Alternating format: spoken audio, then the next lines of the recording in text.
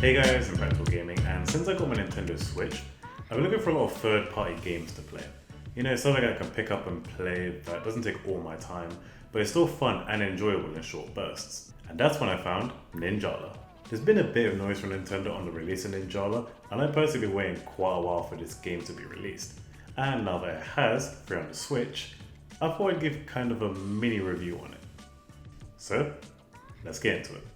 Ninjala is a battle royale style Splatoon-esque arena kind of game where you play short matches in 4-minute stints. Now there are a lot of videos from the Ninjala YouTube account which shows a lot about the story. The story is based on the history of the ninja who once forged the history of Japan, and as these ninjas mingled with clans, they slowly thinned out. The descendants of these ninja clans, seeking to preserve their heritage, formed the World Ninja Association and succeeded in producing ninja gum, which becomes the crux of all your abilities. There is a side effect of whichever adult eats ninja gum becomes a child, which you'd think they mentioned on the box of gum or something, and that's how a number of the characters in the game came to look like children. Creating the strongest ninja gum requires the strongest DNA, and such the Ninjala tournament was born. The gameplay consists of, as I mentioned before, 4-minute games of 8 people, in which you play in these small arenas where you can run around, double jump, and run on walls to get around, and you win by getting the most points. To get the most points, you have to take down as many people as you can in the 4 minutes by getting E-pawns. E-pawns are gained by dealing the decisive blow on your opponents, which will cause them to go flying into a wall with guns stuck to them, earning either points. But how do you get those points exactly? Well, it depends on your loadout. Not everyone is going into the fight with the same loadout, and you can choose different weapons based on these loadouts like basketballs, shurikens, massive ice cream sticks it looks like, and each has their own gum actions. Aside from your main action, which is to hit with your weapon, your gum actions are key to victory. Gum actions are separated into gum shoot and special attacks.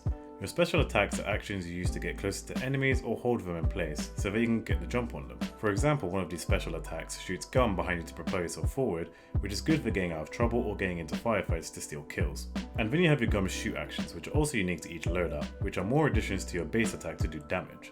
You do this by blowing up your gum and shooting them at your enemies like some kind of projectiles, and as far as I'm concerned, get stronger by the size of the bubble, which is powered by S energy. S energy is what kind of powers your gum attacks. There wasn't much in the lore about what it is specifically, but to get S energy, you have to defeat these drones that spawn all over the map. If you get enough S energy, you can build a bigger weapon which will deal more damage.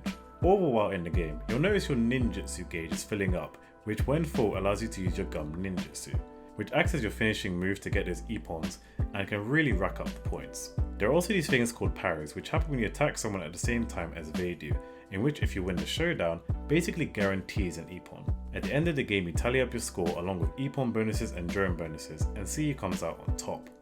There is a team battle as well, which puts you in teams of 4, which allows for more strategy in picking the loadouts that complement each other to get that dub. The gameplay is very fluid and enjoyable, and being able to run up the walls and attack from all angles makes it feel more free-flowing and natural. It also doesn't take a lot of getting used to because there are only a couple of buttons you need to know, and the rest is based on timing and strategy, so the learning curve isn't that big. There are so many weapons to choose from with all different techniques, so it's easier to tailor your loadout to your style of play. I personally went for the basketball and shuriken as it allowed for greater movement at the cost of lower attack strength. I did have some issues with lagging games sometimes, which is a shame. There were some network issues where I felt like it took too long to get into games, and there were some lag issues at times, which is detrimental because I could see this game having its own kind of esports league in time if they polish it up a bit more, and lag cannot happen. I also feel like over time this game will add more weapons as the seasons go. The current pool is quite a lot, but I feel like they can get even more creative with it and add some really outlandish ideas. The presentation of the game has a sort of Fortnite style and feel to it from the menu and the aesthetic, but obviously with a different playstyle. There are quite a few characters to choose from like Van, Baraka and Lucy, and you can do some light customization to change them to how you want to look like. You also have a bunch of items and skins to wear, which don't give you any advantage in game, but are nice for a bit of individuality. There is a season pass with rewards at each level, which is similar to Fortnite, and you can get stuff like skins, Jala, soundtracks, emotes and ninja medals, which goes towards shinobi cards which can help you in the game. I do feel sometimes it takes a while to find anyone in game, and it could maybe be up to 10, 12 at a push in the game, which would be mayhem, but also a lot of fun and chaos.